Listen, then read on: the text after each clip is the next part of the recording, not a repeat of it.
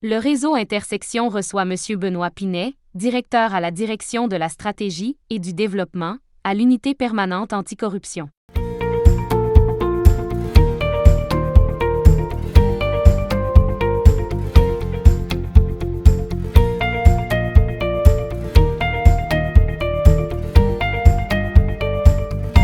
Benoît Pinet, je suis le directeur de la prévention et du soutien à la gouvernance au commissaire à la lutte contre la corruption.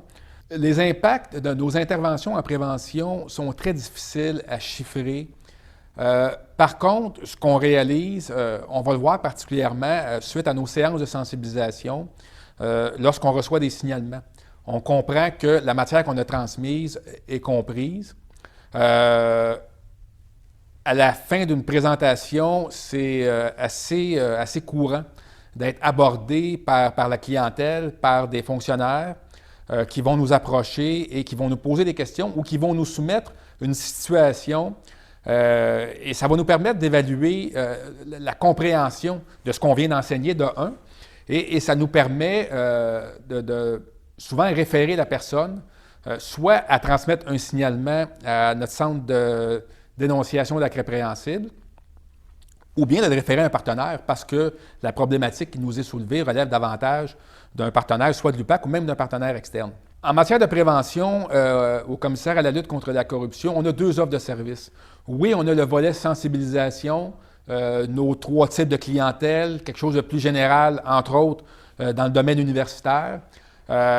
Secondaire, notre clientèle secondaire, qui sont les gens qui sont davantage impliqués dans nos ministères et organismes, notamment dans l'octroi des contrats, et nos ministères et organismes en matière de clientèle tertiaire lorsqu'un scandale ou qu'une problématique a été vécue dans un ministère. Mais on a aussi un programme de gestion des risques qu'on a développé et qu'on implante depuis 2016 dans les ministères et organismes. En fait, les ministères et organismes ont l'obligation, via une directive du secrétariat du Conseil du Trésor, ils ont l'obligation de mettre en place un programme de gestion des risques et on a été identifié comme une unité de soutien ou un service conseil pour que les ministères puissent mettre en place leur programme de gestion des risques en corruption dans leur gestion contractuelle. Donc, c'est très précis à la corruption. C'est basé sur des normes internationales, la norme ISO 31000, et on implante dans les ministères, ou du moins on donne un coup de main au ministère à implanter un programme de gestion des risques en corruption. On le partage également en matière de bonnes pratiques avec des organismes à l'international.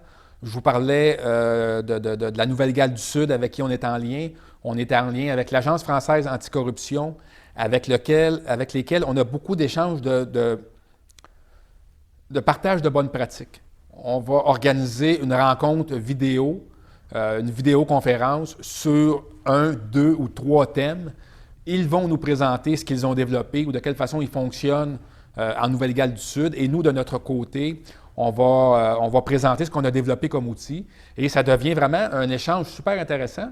Et c'est aussi ce qu'on va rechercher dans un partenariat comme on a avec le réseau Intersection. En matière de prévention du crime, toutes les initiatives qui peuvent être mises en place pour prévenir, peu importe la criminalité, ça vient alimenter notre réflexion. Le message qu'on transmet, la corruption c'est criminel, ça s'enquête de façon avec les outils qui sont fournis dans la loi sur la preuve, dans le code criminel, dans la Charte des droits et libertés, et c'est enquêté par des policiers et le service de police spécialisé en matière de corruption, c'est le commissaire à la lutte contre la corruption. Donc, la corruption c'est criminel, si vous êtes confronté au phénomène, vous appelez le commissaire à la lutte contre la corruption. Une grande motivation pour moi d'œuvrer au sein du commissaire à la lutte contre la corruption et de l'UPAC, c'est de travailler avec une gang de passionnés. Je suis moi-même passionné par la lutte contre la corruption.